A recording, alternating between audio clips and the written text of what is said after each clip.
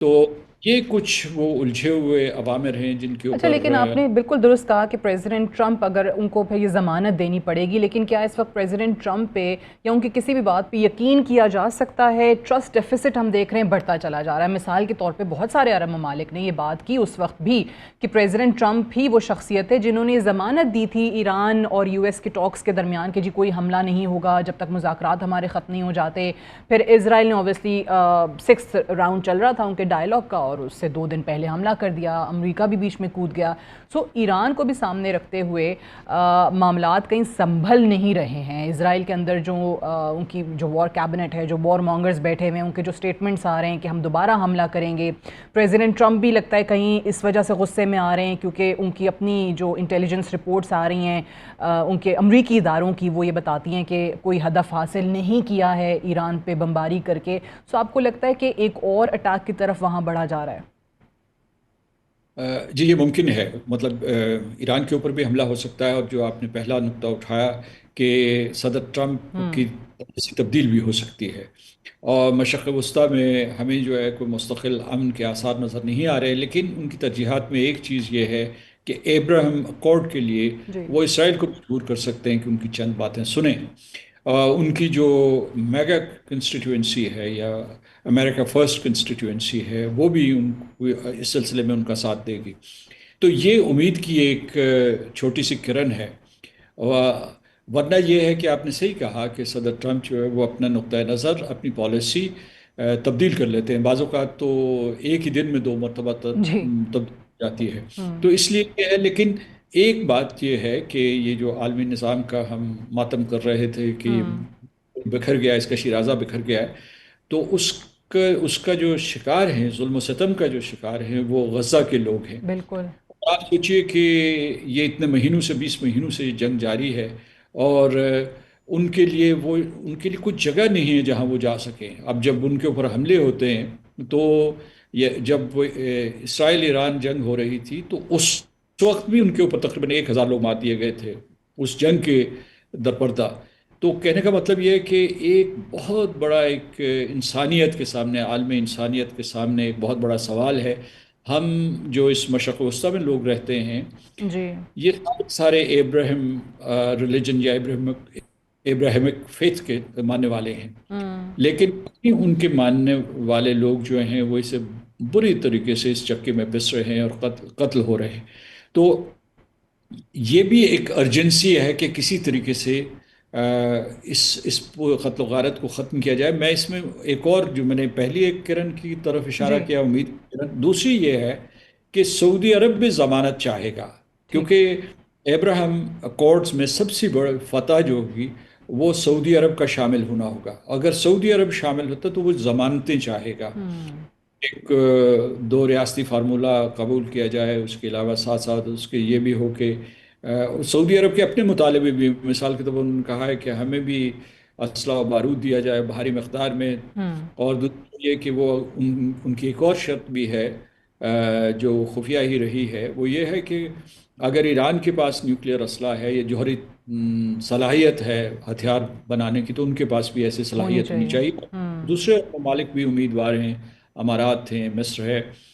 تو اس پورے گورکھ دھندے میں ہمیں جو ہے بین الاقوامی قانون نظر نہیں آ رہا، جنیوا کنونشنز نظر نہیں آ نہیں آ رہے رہے. بالکل. تو یہ صورتحال بڑی جو آپ نے تشویشناک بڑا ہے. زبردست ایک نقطہ ریز کیا کہ جس طریقے سے تمام ہی ممالک کی جو اسلحے کی اور ڈیفنس کی جو ضروریات اور مطالبے ہیں وہ بڑھتے چلے جا رہے ہیں. جدید ترین اسلحہ ہونا چاہیے، جدید ترین ٹیکنالوجی ہونی چاہیے، جوہری پروگرام جو ہیں وہ ہمارے پاس ہونے چاہیے، اور جن کی ڈیفنس انڈسٹریاں، فیکٹریاں چل رہی ہیں وہ چل رہی ہیں، وہ بزنس بھی کر رہی ہیں. سو کہیں سے یہ ایسی کوئی اچھی شنید جو ہے وہ یہاں سے نہیں ملتی ہے جس طریقے سے دنیا جو ہے وہ اسلحے کی طرف جا رہی ہے. یورپ میں بھی خاص طور سے امریکہ کے پیچھے ہٹ جانے کے بعد وہ بھی اپنا ڈیفنس بجٹ بڑھاتے چلے جا رہے ہیں. امریکہ کے اوپر ریلائنس جو ہے وہ کم کرنا چاہتے ہیں. بہرحال ایک آخری سوال پاکستان کے حوالے سے خاص طور پہ، اب ہم ایک طرف دیکھتے ہیں ایران جہاں پہ یہ حالات ہیں، کسی بھی ٹائم وہاں دوبارہ حملہ ہو سکتا ہے، ایک اور جنگ شروع ہو سکتی ہے. دوسری طرف انڈیا ہے جس کے ساتھ ابھی ریسنٹلی ہم نے ایک جنگ لڑی ہے. اب وہ مختلف اور سازشوں سے پاکستان پہ حملہ آور ہے. کہیں ڈس انفارمیشن کیمپین ہے جو شروع دن سے چلتی آ رہی ہے، اس میں تیزی آ گئی ہے. پھر افغانستان کی سرزمین کو استعمال کیا جاتا ہے، تو پاکستان گھرا ہوا ہے. اگر آپ اوبویسلی ہم پاکستان کی جب اسٹریٹیجک لوکیشن کی بات کرتے ہیں تو پاکستان کے آپشنز کیا ہیں اس ساری صورتحال میں؟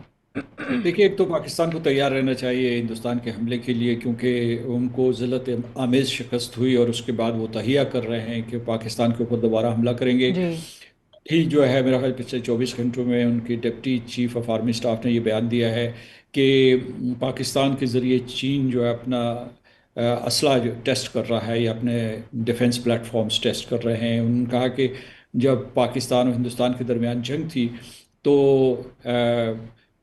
پاکستان کے پاس جو ہندوستان کی اپنی ڈپلائمنٹس تھی ان کی لائیو ویکٹر پوزیشنز معلوم تھی اور وہ چین نے جو ہے پاکستان کے ساتھ بالکل. شیئر کی. تو ایک تو یہ اسپیکٹ ہے. دوسرا یعنی ہمیں جنگ کے لیے تیار ہونا چاہیے. دوسرے یہ ہے کہ اس میں آپ نے دیکھا ہوگا کہ یہ ساری جو ہندوستان کی دہشت گردی ہے پاکستان میں ابھی جاری ہے. مطلب وہ بالکل. تحریک طالبان پاکستان کے ذریعے کروا رہے ہوں یا ان کی پراکسیز جو ہیں وہ ایران میں جو موجود تھی اور ان میں ان کا جو نیٹ ورک ہے وہ پاکستان کو نشانہ بنا رہا ہے. تو یہ دوسرا پاکستان کے لیے چیلنج ہے. تیسرا چیلنج جو ہے اس میں یہ ہے کہ ہم کس طریقے سے اپنے آپ کو معاشی طور پر مضبوط کریں، کیونکہ دنیا نے پاکستان کی طرف نظر موڑی ہے اور یہ کہا ہے کہ یہ علاقہ اس قابل ہے کہ یہاں سرمایہ کاری کی جائے. تو میں سمجھتا ہوں کہ یہ ایک پاکستان کے لیے اگرچہ بہت سے چیلنجز ہیں، ایک سنہری موقع بھی ہے اور اس کی جو ہے امریکہ کے ساتھ بھی تعلقات بحال ہوئے ہیں، بہتر ہوئے ہیں.